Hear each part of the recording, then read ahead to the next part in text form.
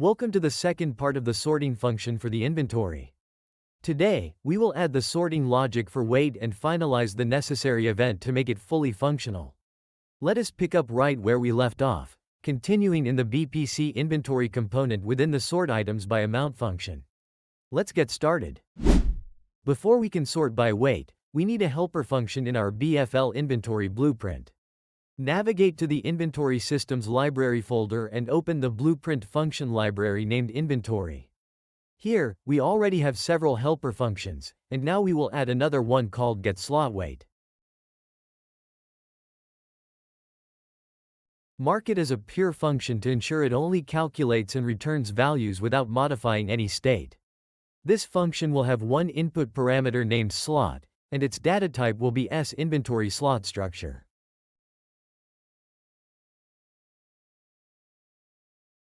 Expand the parameter and check the pass by reference checkbox to optimize the function for performance.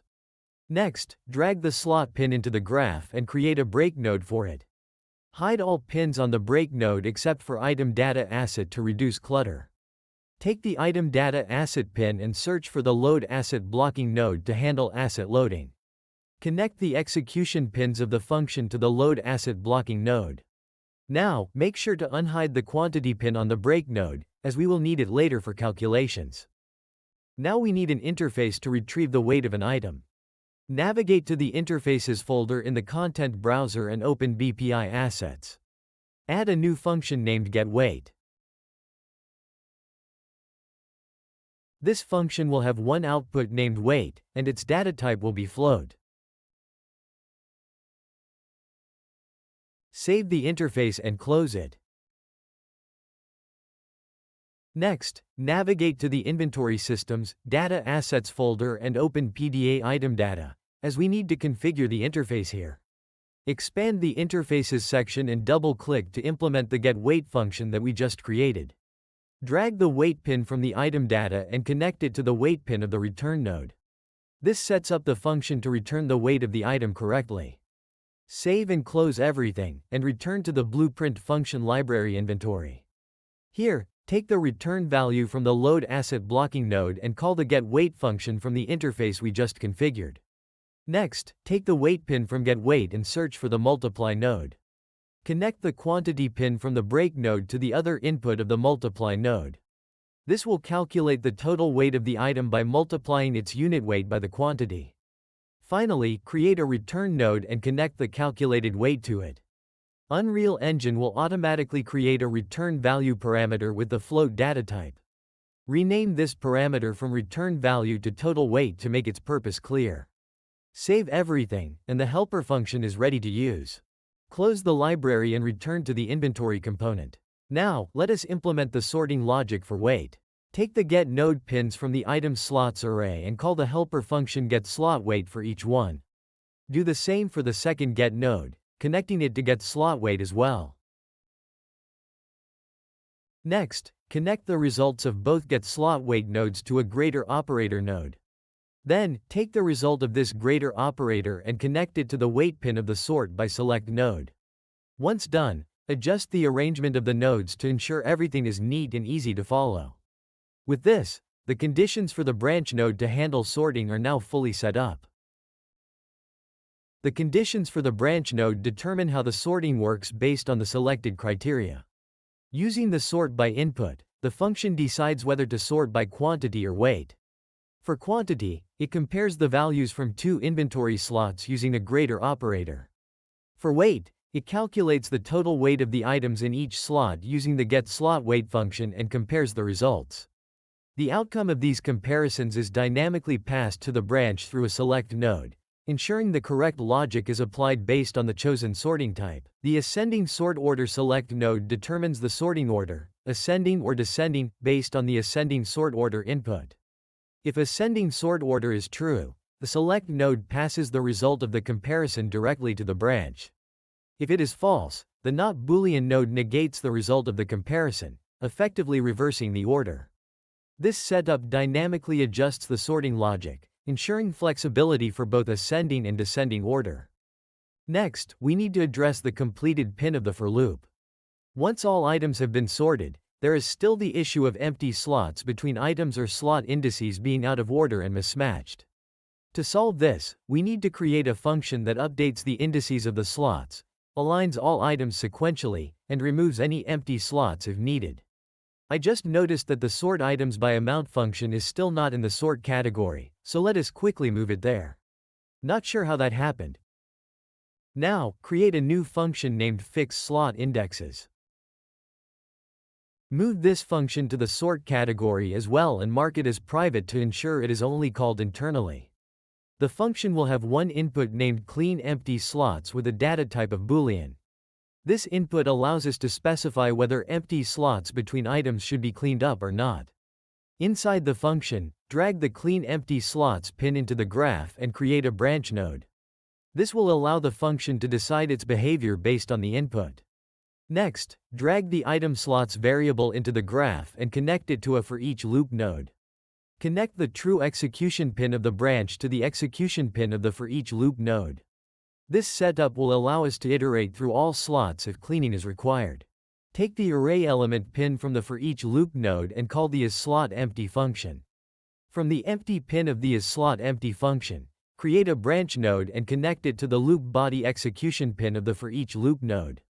Next, drag the itemSlots variable into the graph and search for the swap array elements node. Connect the false execution pin of the isSlotEmpty branch to the swap array elements node. For the first pin of the swap array elements node, connect the array index pin from the for each loop. For the second pin of the swap array elements node, promote it to a local variable named index. This variable will track the current position where non-empty slots are swapped. Now, drag the index local variable into the graph and use it with the increment_int node. Connect the execution pin of the swap array elements node to the increment_int node. This setup ensures that the index is incremented each time a non-empty slot is swapped, effectively shifting items to the start of the array while maintaining their relative order. To summarize, the for each loop iterates through all slots in the itemSlots array. For each slot, it checks whether the slot is empty using the isSlotEmpty function. If the slot is not empty, false on the branch, the swap array elements node moves the non-empty slot to the position tracked by the index local variable. After each successful swap, the index variable is incremented, ensuring the next non-empty slot is placed sequentially. This process effectively shifts all non-empty slots to the beginning of the array, leaving the empty slots at the end. Let us tidy up the graph a bit and continue by taking the false execution pin from the ascending sort order branch. Call another for each loop node and apply it to the itemSlots array.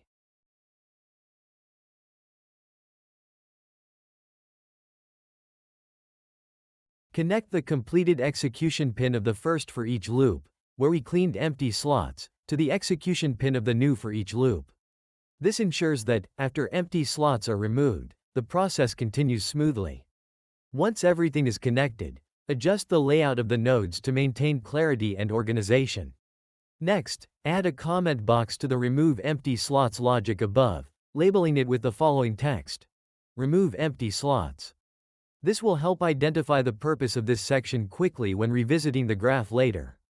Let us continue. Drag the itemSlots variable into the graph and use the getAref node to access a specific slot.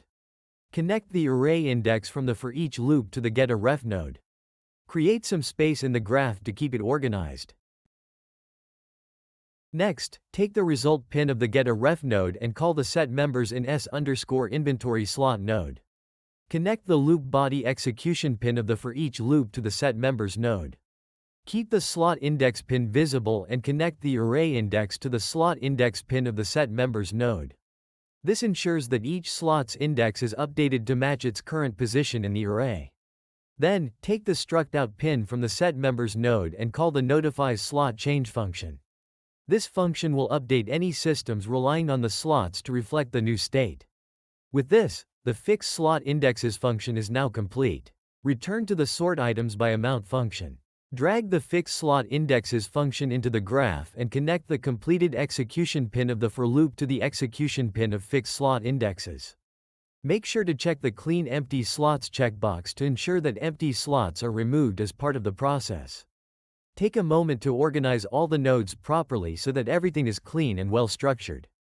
A clear layout makes it much easier to follow the logic and reduces the chance of errors. Often, while rearranging nodes, you might spot an incorrect pin connection that could otherwise cause issues. It is always worth taking the time to do this. Your effort is never wasted. Once everything is neatly arranged, save your work and navigate to the event graph to continue. Scroll down in the event graph and create a new event. Name it Sort Items By. Set this event replicates property to run on server to ensure proper synchronization in a multiplayer environment. Add an input named Sort By, with the data type set to enum Sort Items By. Next, take the sort by pin of the event and call the switch on e_sort items by node. Drag the sort items by amount function into the graph and connect it to both the wait and amount execution pins of the switch node. Finally, connect the sort by pin of the event to the sort by pin of the sort items by amount function to pass along the sorting parameter. This concludes part 2 of the sorting functionality for items. In the next episode, we will build the ascending sort order functionality to handle both ascending and descending sorting. We will then implement the widget and see the function in action. If you enjoyed this episode, please leave a like or subscribe to the channel so you do not miss future episodes. If you have suggestions or requests for features in the inventory or other tutorials, feel free to share them in the comments or on the Discord server. If you need help, you are always welcome to join my Discord server. I will be happy to assist. See you next time.